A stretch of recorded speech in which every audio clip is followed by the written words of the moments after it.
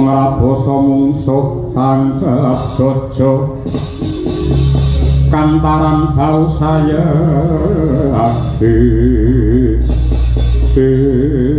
kudu karepe ganggu kelawan kirata rupa iki bebedak satu alas anggenku bakal jemparing wujude wraha utawa celeng parandene dibapagas wujude jemparing ku kelawan pawongan iki sapa?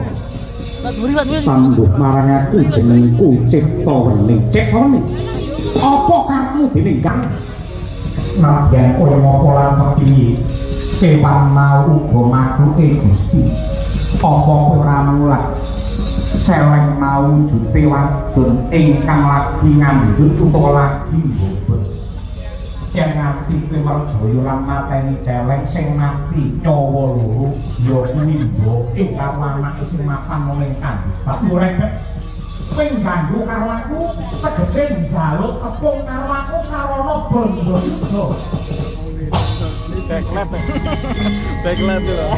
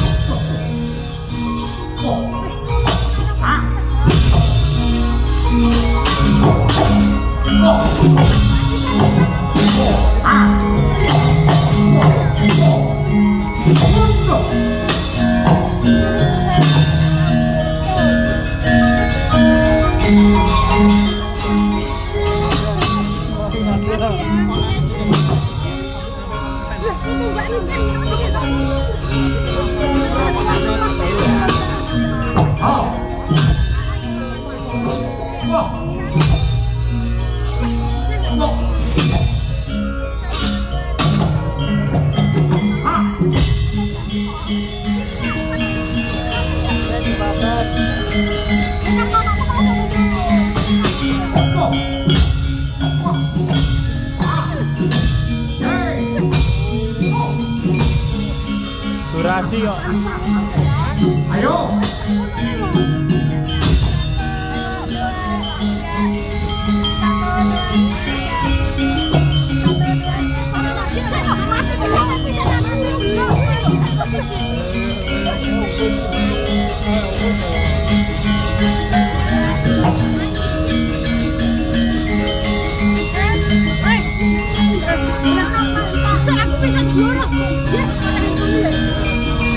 Pras, pras, pras.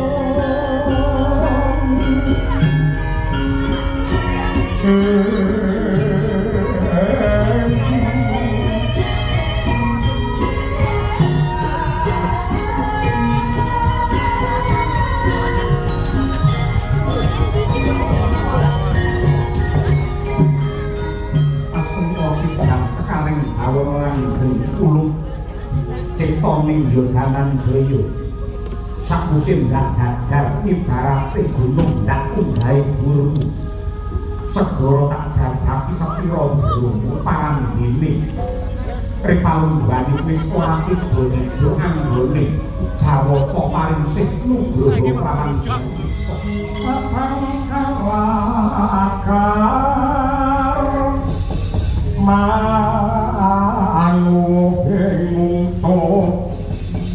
Paminto awan Panggul sing onakto Kabyayun ka nubro